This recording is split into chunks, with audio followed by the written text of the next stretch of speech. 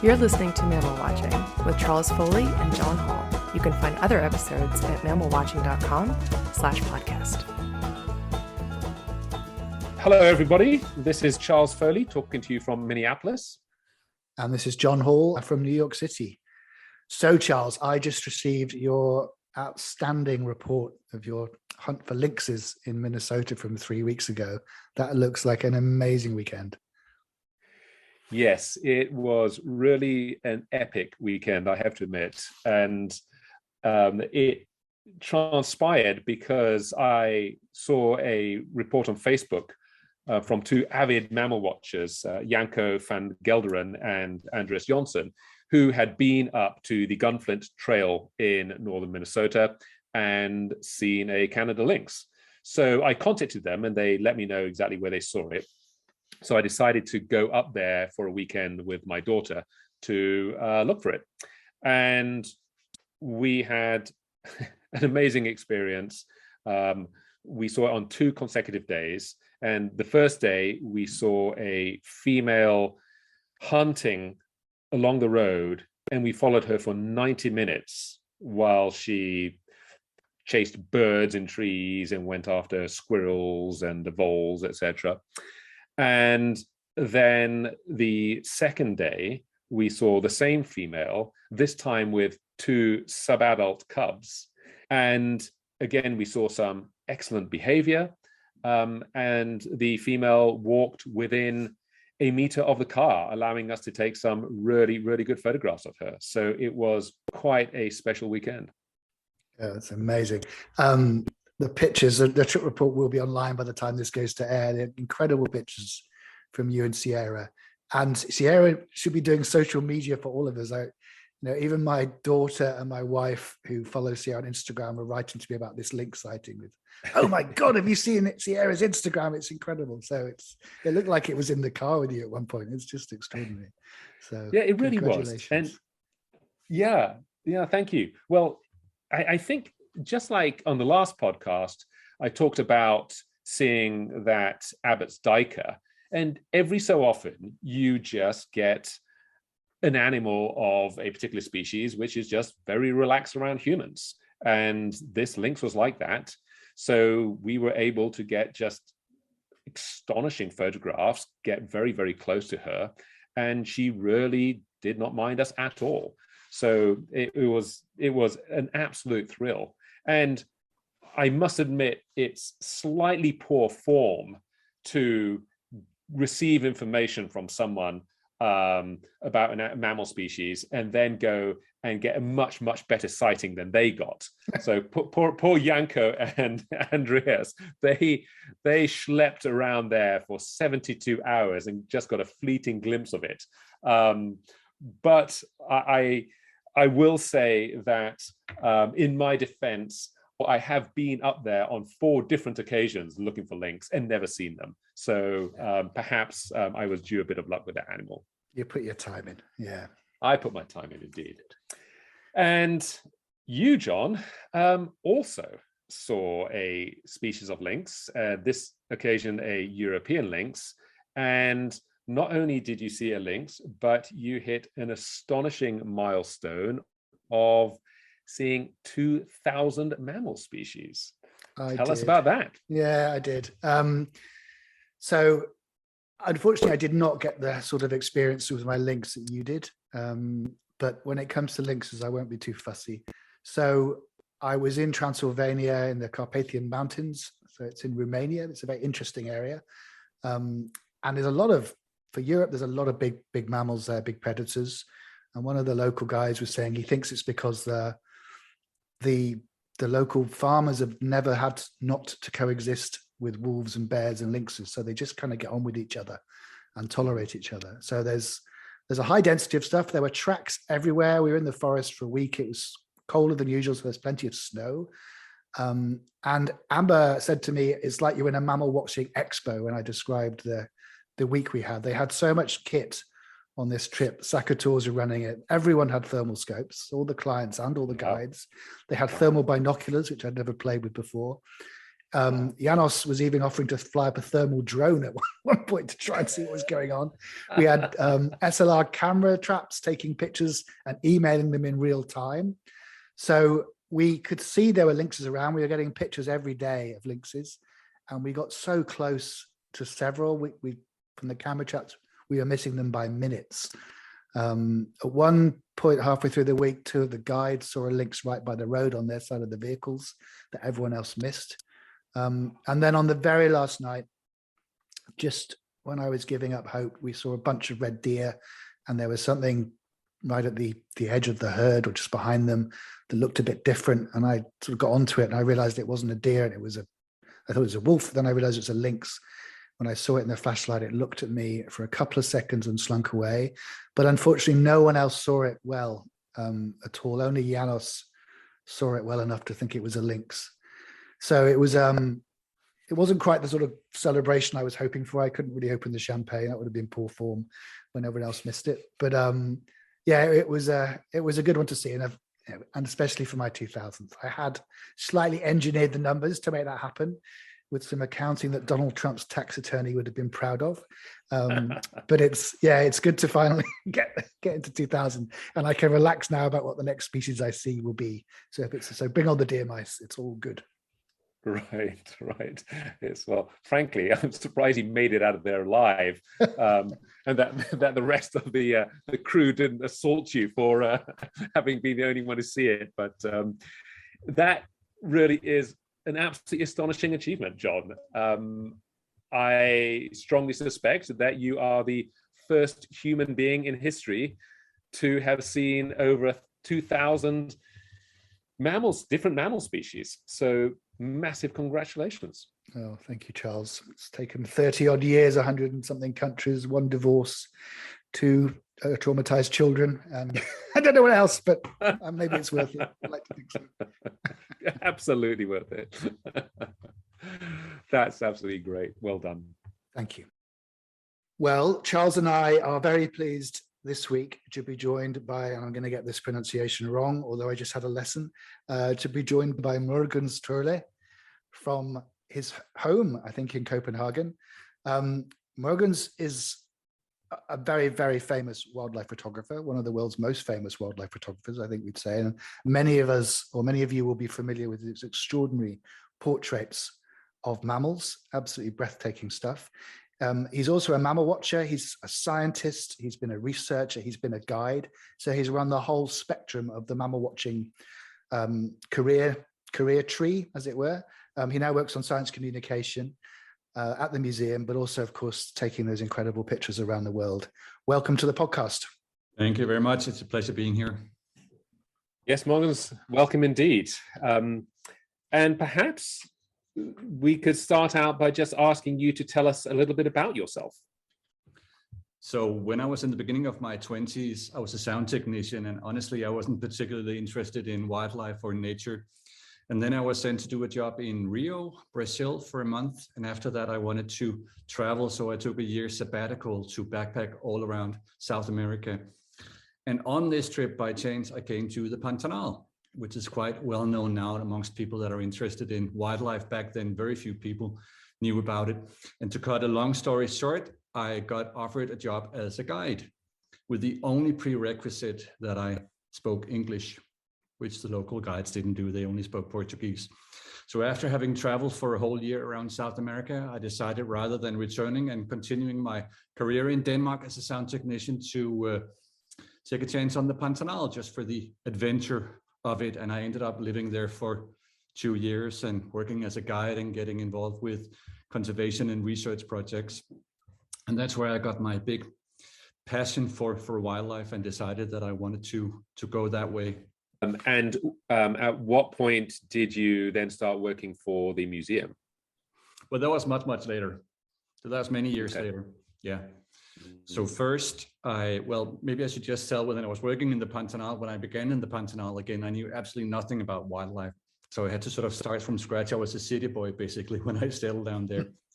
In the beginning, I got lost all the time while I was guiding tourists, which is kind of embarrassing. So I had to learn finding my way around the wilderness there, and I had to learn about the wildlife. And obviously today you have lots of great field guides for the wildlife. You have a lot of photos you can find online and other references, mammal watching. But back then there were only a few books and no pictures available. So everything I had to learn, was sort of from scratch, and was very exotic to me. But along the way, I learned to find my way around the Pantanal. I got to know the wildlife, got to learn where to look for them and their tracks and their sounds and their noises. And that's how everything began for me. And this is where I fell in love with the wild. I also got involved with local research and conservation projects, and I decided that I wanted to make that a career of mine. So after 2 years in the Pantanal, I returned to Copenhagen and entered the university to study biology and zoology. And immediately I knew I wanted to specialize in mammals. And back then there were no courses in Denmark on mammalogy. So I got an excuse to move to Australia for a year to study mammalogy at the University of New South Wales in Sydney. And that's what led me all the way up to my thesis. And for my thesis, I returned to Brazil and spent 9 months doing mammal field work in the Amazon and the Pantanal. Wow, excellent. Wow. Yeah. And so what was the thesis project actually on in Brazil? So I wanted to do mammal surveys in 2 unexplored areas. And so I started out with 5 months in the Amazon of Brazil, a reserve called Xissuau, which is about 500 kilometers from Manaus up the Rio Negro river system. And the expedition actually started out a bit dramatic, because on the very first night, you sail for 2 days to get up to the place. The very first night, the boat actually sank. Oh, no. And I almost lost my camera traps and the rest of my equipment. Oh, no. But we went back to Manaus and found another boat and restocked, and then we managed to get all the way up to the reserve. And then sorry, how did it sink? It's not exactly a rough river. Well, the explanation we got was that some free-floating piece of rope got entangled in the screw of the boat, and that got the hull of the ship to break open, and then the boat sunk. Oh, dear. Wow. And then I lived there for 5 months in that particular reserve in Maloccas, as they call them over there, Indian huts that they had built as a field station, and spent anywhere between 8 and 11 hours each day walking around the forest looking for the animals, doing night spotting, and then setting up camera traps. So that was part of one of the methods that I wanted to use for my thesis. And at that time, there had been no mammal trapping studies on mammals published in international journals from South America. So I thought this was a very interesting opportunity to start working with that. With camera traps. Wow. Yeah. Wow. And back then, when you were working, were jaguars visible? Was there any? Had the jaguar tourism taken off yet, or was that back in the day when they would still shoot jaguars on sight? This was back in the days. During those first 2 years in the Pantanal, I only saw the shadow of a jaguar. I was out on night spotting one night, driving down a little dirt road with a local driver in a 4x4 and with a couple of tourists in the back. And I was sitting leaning out the window with a big flashlight looking for eye reflections in the forest. And all of a sudden, the driver stopped the car abruptly. And it took me a couple of seconds to look forward. And what I saw was a definite shadow moving quickly off the road. I couldn't tell what it was. It turned out to be 2 jaguars that had crossed the road in front of the car. And I missed that. I was so close and I missed it. And that was it for 2 years. I didn't see any other jaguars during those 2 years. So back then, jaguar sightings in the Pantanal were quite rare. And then I went on to spend a couple of years doing mammal field work around the Amazon and the Pantanal. And during those years, I only saw jaguars twice. So that just goes to show how difficult they normally are to see. Yeah. Yeah. Wow. And what other mammals were you finding during your survey over there? So some of the more exciting ones were giant armadillos, which I still haven't managed to see, but I got quite a few photos of those. The cats, of course, pumas, ocelots, margay, jaguar. I even got in the Peruvian Amazon a photo of the short-eared dog. Oh, nice. Wow. Oh, wow. Yeah. And I will say the most exciting photo that I got, I later on did a study for half a year in a place that you went to, John, the Rio Los Amigos Reserve in the Padre Diaz area in Peru. I spent half a year there doing mammal research and investigating this phenomena with mineral licks, vegetarian mammals frequenting mineral licks and eating clay to get these minerals that they lack in their plant diet. And so I would set up my camera traps around a lot of these mineral licks. And I got one photo of a very small deer. And immediately when I saw this deer, I knew it was something special. And then later on, we did quite a bit of research into the published literature. And it's what's called a dwarf brocket. So a tiny version of the common, red and brown brockets that you see elsewhere. And at least based on our literature research, it turned out to be the first record of dwarf brocket from the whole Amazon. It was a new species for Peru, and it was maybe, or maybe even probably, a whole new species to science, but I don't know if anyone has ever followed up on that. So these are examples of the interesting records you get with the camera traps. Yeah. Wow. Yeah. That's fantastic.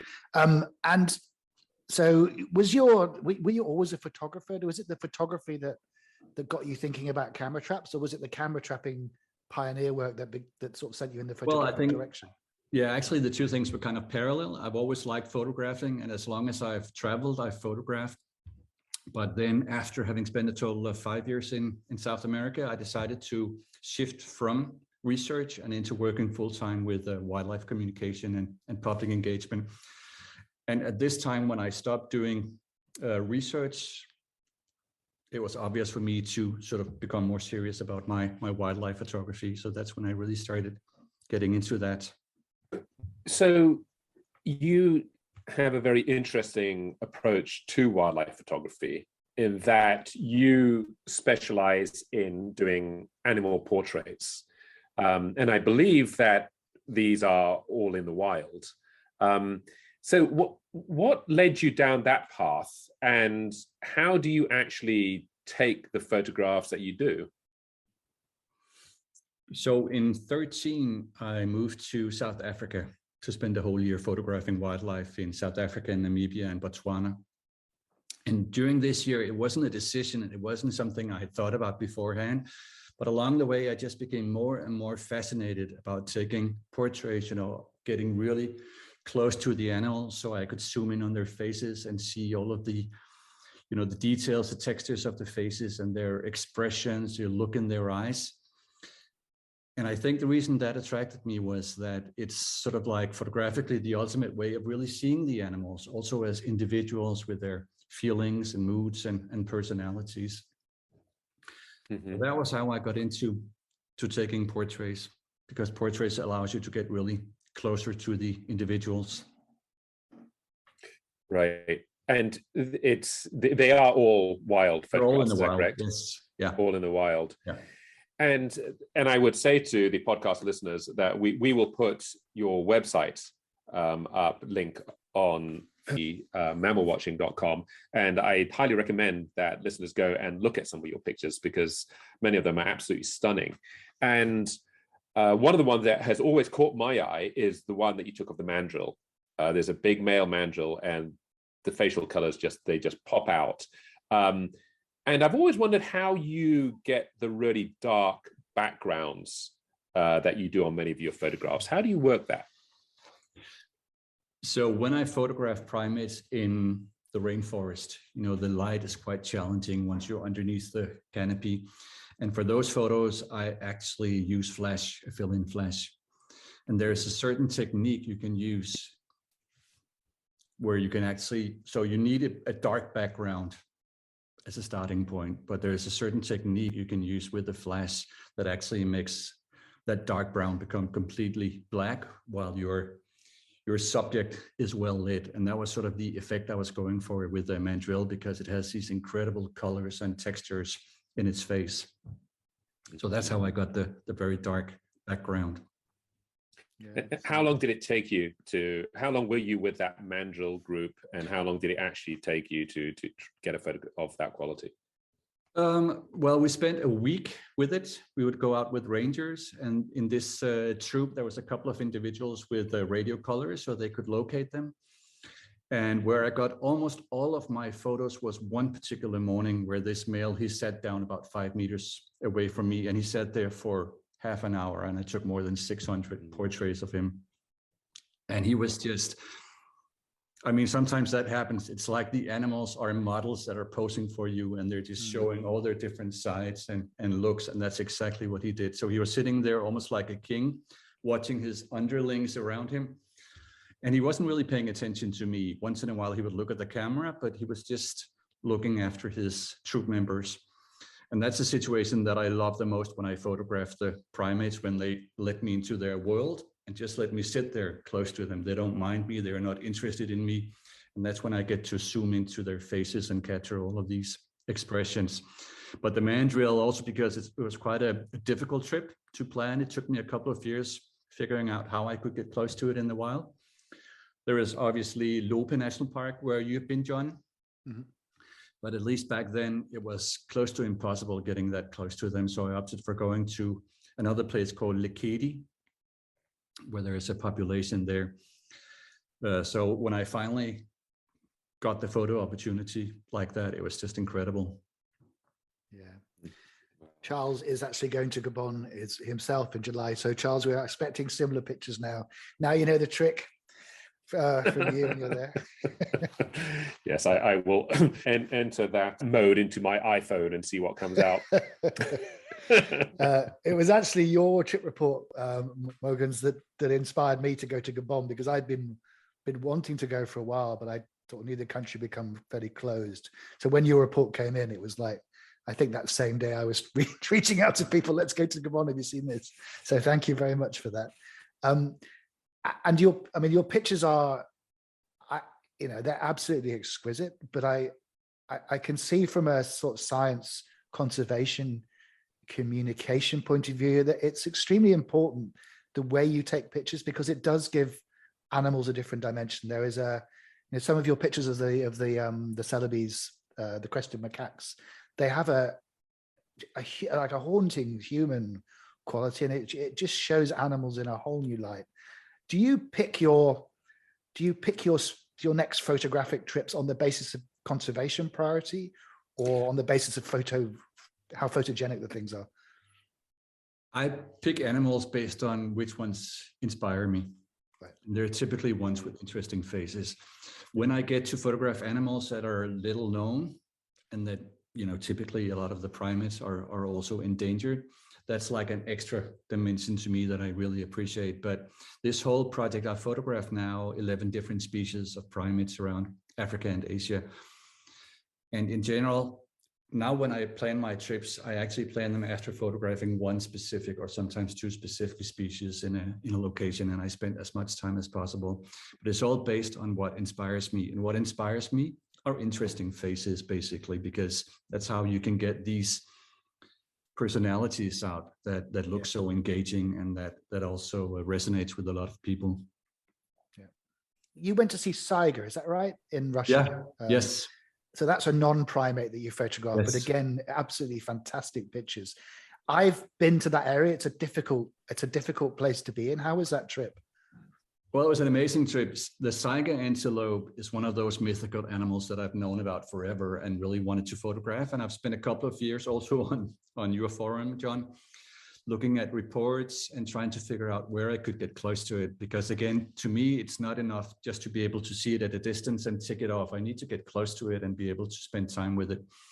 But then actually on the forum, you remember there was this Russian couple, Karina and Andrei, that offered this trip. They're researchers, and they're working with the Saiga in a place called Stepnoy in southern Russia. And back in 2019, all of a sudden they offered that you could go with them and sit in a photo hide for 5 days by a lake where they were likely to come at that time of year. And I think it took me a couple of days after that post came up, and then already I signed up with them and agreed with them to come a couple of months later. And so it's a migratory species, and they move around in this huge area. And, leading up to the actual journey, I would ride them once in a while and sort of ask them if the Saigas had arrived yet, and said, no, not yet, not yet. And then the day before we finally got there, we got the first report. There was the first sighting in the reserve. And the very first morning, we sat in the hide, and tigers are extremely shy and skittish and afraid of humans because of hunting, obviously. And it's a very flat, open landscape, the steppe there. So you have to walk down to the hide while it's still dark. So you get up basically in the middle of the night, you walk down to this hide. The hide is dug into the ground, because if it sticks up like a normal hide or a normal house, that would also make the tigers nervous. So you're sort of sitting in the ground just with half a meter above the ground. Yeah. Wow. And that very first morning, the whole migration arrived. We counted them and we gave up after 3,000. It's like an army coming into this water hole. And that was, I think at the time, probably more than 50% of the whole Russian population of tigers. And they are so noisy. So it's, I'm sure you've both seen the migration of the wildebeest, how noisy they are. And it was exactly like that. They sounded like a mixture between wildebeest and sheep, and constantly, vocalizing and interacting. And it was just an incredible sight to see. And the rest of the week, we had tigers every day by this lake, but it was only this one morning that the migration arrived. So had we gotten to the place the day after, we wouldn't have seen that sight. So that was very, very special.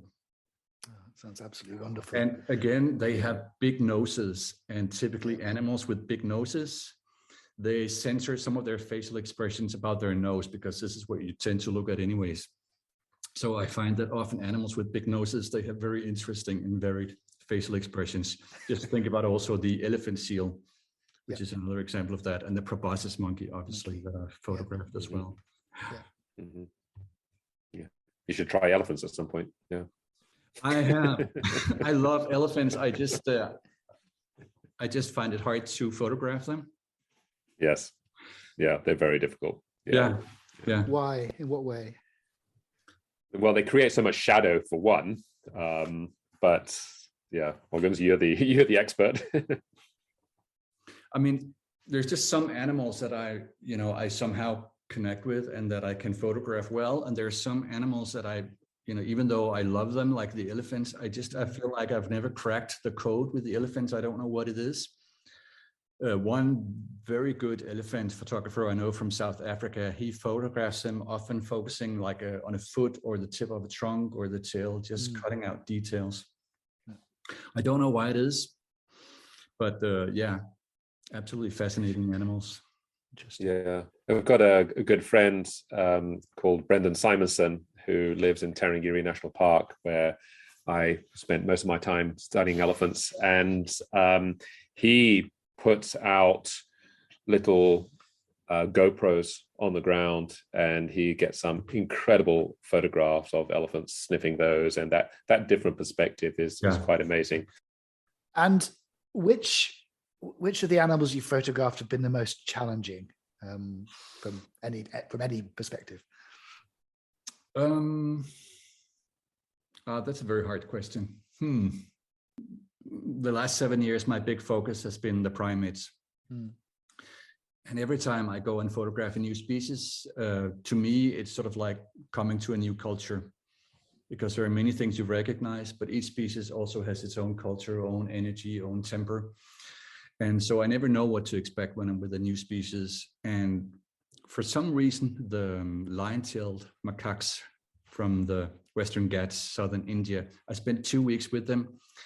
And again, we were around them for many hours each day. I got plenty of opportunities to photograph them. And for some reason, I wasn't really able to crack the code with them either. Right.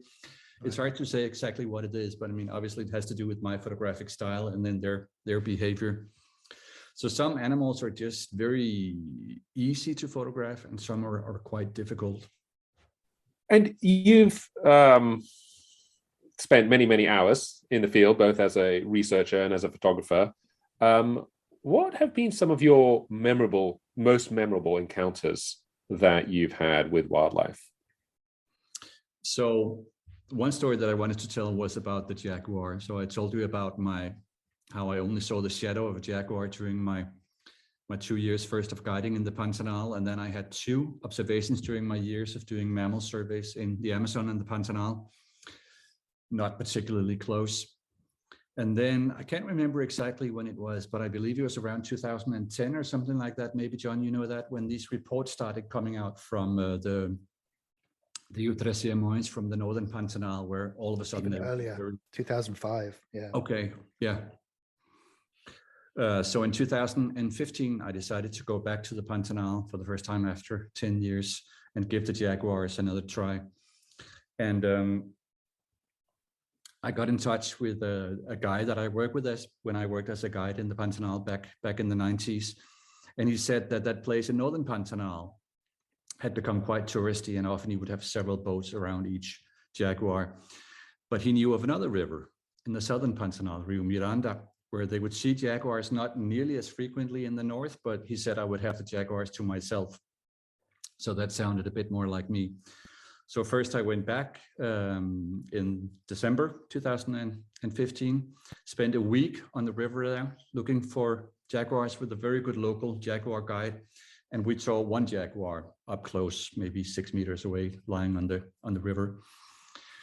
And then Luis was his name, the local guide. He said that if I came back during the dry season, he would be able to show me a lot more jaguars. So I came back after half a year, and this time I set aside 2 weeks on the river.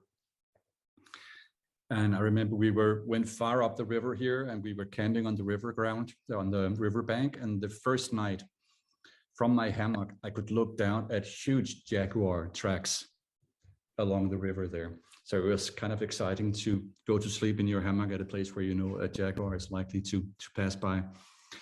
And then after a couple of days, we were walking inside a forest, and we came upon a male and a female actually walking together. And Luis afterwards said that, I mean, he spent his whole life in the Pantanal and has seen countless jaguars, that normally you see jaguars from the river. You very rarely see them inside the forest, and encountering a breeding couple, that was unheard of. Yeah. So they're usually solitary, but they, during the breeding season, they may spend 3-4 days together, the male and the female. And then later on, a couple of days later, we had a night where we were kept up all night long by 2 male jaguars having a roaring contest on each side of the river. And we were out on the river very early next morning, floating down the river with the engine off, just listening for the jaguar. And then Luis, the guide, he claims that he saw the tip of a tail of a jaguar moving between some branches, and that's how he found it. And he got us to within 5 meters from it. Oh, wow. So some amazing experiences, but the best was yet to come. On the very last afternoon, we were out on the river again, and we heard another jaguar roaring inside the forest. And Luis found this place where there is a small opening in the vegetation. So he landed the boat, and I jumped on land with my binoculars and squatted, and I started sitting with my binoculars, sort of scanning the forest. And all of a sudden, I'm looking straight into the eyes of a huge male jaguar, about 10 meters away from me. Wow. And when you see big cats in Africa or India, tigers, leopards, lions, and you're sitting inside a vehicle, it's different from being sort of in the open, in the same environment as a big cat like that. And so it had been walking, patrolling its territory, walking along the river, and it saw me sitting there squatting. So it just stopped and it studied me. And it wasn't threatening or roaring or crouching or anything. It was just looking at me for a while. And it was such an out-of-body experience being close to a jaguar like that. And then it just doubled back and did a semicircle around me and continued on its way like the most natural thing in the world. And I was completely blown away by this. So that was definitely one of the most fantastic, intense experiences I've had. Really. Were you terrified? Doesn't sound like it. Not really. No. I mean, if it had been threatening, I probably would have been. Yeah. But in these kind of situations, when I'm close to wildlife, I always get very, very calm. And then afterwards, I might break into a sweat or something like that. But no, I'm the same, and it's been my undoing. Very, very, very quietly and enjoying the moment. Oh, absolutely magical. Wow. Yeah. I know, like so many of us, you have been desperate. We've been exchanging messages during COVID, desperate to get on the plane and get back to your passion. What is next on your bucket list of animals to photograph? Well, I've got a list of species that I want to go and photograph, mostly primates, places, species where I know exactly where to go and when to go. And on that list is northwestern Madagascar, and that might be my next trip this summer for lemurs and sifacas.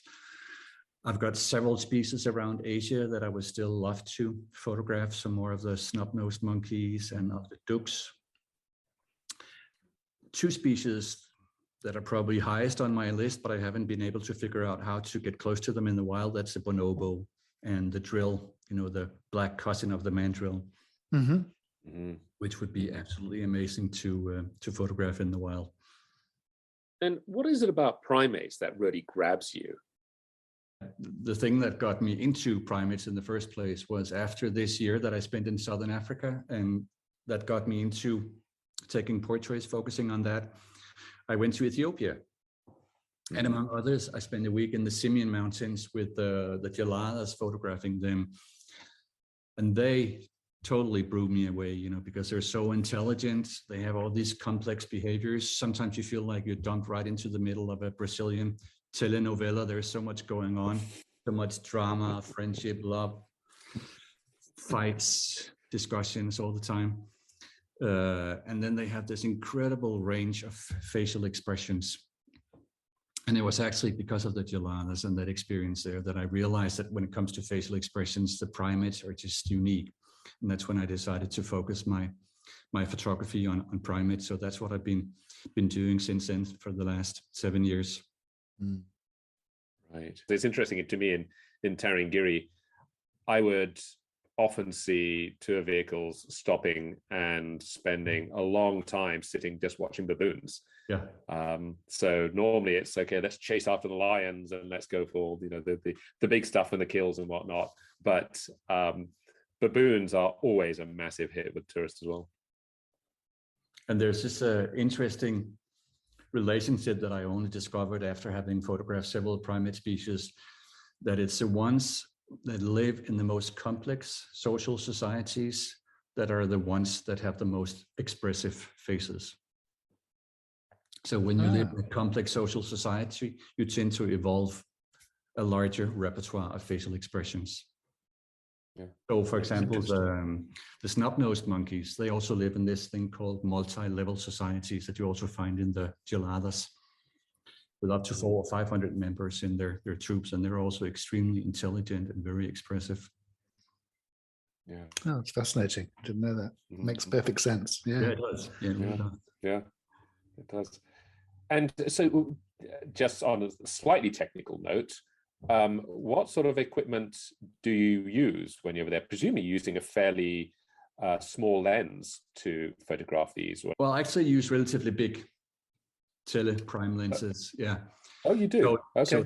So depending on how close I can get to the monkeys, I use either a 500 millimeter or 300. Oh, I right. always shoot from a tripod.